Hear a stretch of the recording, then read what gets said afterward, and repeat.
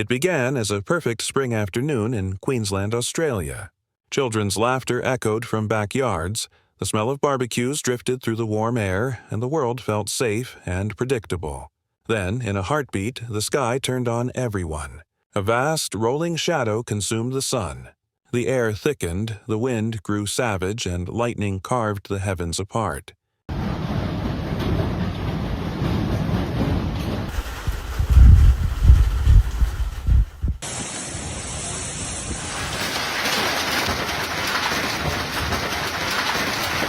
Phones across the region blared emergency alerts.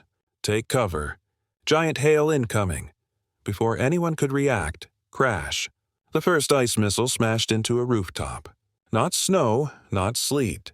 Solid chunks of ice, 3 inches across, plummeting at freeway speeds, punching through windows, ripping through cars, shattering everything in their path. Within minutes, peaceful suburbs were under siege from the sky itself. Power grids collapsed. Cars were wrecked. Streets became rivers of ice. Queensland was facing one of the most violent hailstorms in modern memory, and no one saw it coming. Just hours before, Brisbane looked like a postcard of calm. Sunshine poured over the city as families wrapped up errands and kids played in the parks. But high above that calm, nature was engineering chaos. A humid blanket of hot air clung to the surface while a surge of cold air from the south raced toward it, creating the perfect collision course. In the upper atmosphere, invisible wars of temperature and pressure were already being fought. Storm cells erupted, growing at terrifying speed. Meteorologists stared at radar screens that turned from green to deep red, an unmistakable warning. A supercell was forming. Yet on the ground, the breeze felt harmless, the sky almost innocent. No one realized that the stillness around them was just the calm before an atmospheric explosion. Then it struck. The transformation was instant. Clouds rose like mountains boiling with energy, and the heavens opened with unrestrained fury. Raindrops vanished, replaced by a barrage of ice the size of tennis balls. The impact was deafening. An unending roar of destruction, pounding roofs, cars, and streets with unrelenting violence. Windows exploded, shingles disintegrated, and vehicles crumpled under the assault. Within minutes, Brisbane and Ipswich vanished beneath a chaotic blanket of white. Drivers fought to control their vehicles as hailstones obliterated windshields. Long-standing rooftops, built to withstand decades of weather, were shredded in seconds.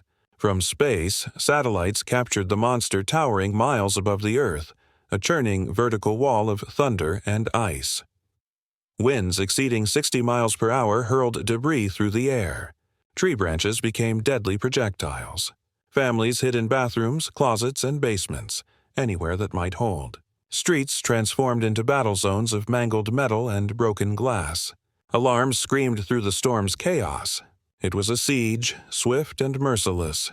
From small country towns to dense city blocks, the destruction spread with precision, erasing everything in its path, and then came the cold silence that follows catastrophe. One moment, lawns glowed in the soft sunset.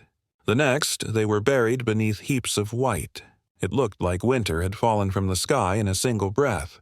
The hail piled up, clogging drains and collapsing weakened rooftops. Ice-laden trees buckled and fell, their roots tearing the ground apart. Power poles leaned at impossible angles, their cables drooping with ice. The natural world itself seemed overwhelmed. As the storm's fury grew, Queensland's power grid began to fail.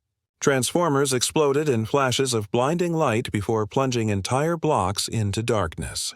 Power lines sagged, snapped, and fell. In moments, more than 70,000 homes across Brisbane, Ipswich, and nearby suburbs lost electricity. Traffic lights went dark. Streets became chaos. Emergency vehicles struggled through flooded intersections. Hospitals and businesses switched to backup power if they had any. For others, there was only darkness. Elevators stalled, alarms failed, and people scrambled for candles as the temperature inside their homes dropped.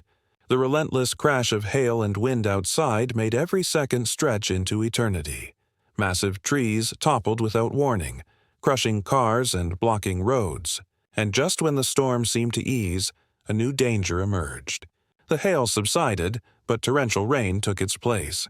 The mountains of ice melted fast, forming violent streams that raced downhill. Storm drains, already jammed with ice and debris, failed instantly. Streets vanished beneath sheets of freezing water. Cars were abandoned as water rose around them. Drivers waded through chest-deep floodwater, clutching their children and whatever they could save. Floating debris, wood, metal, even live power lines, turned the flood into a deadly maze. In Brisbane's heart, the destruction deepened. Water gushed into shattered homes, soaking walls and collapsing ceilings. Businesses were left underwater, merchandise ruined, floors submerged.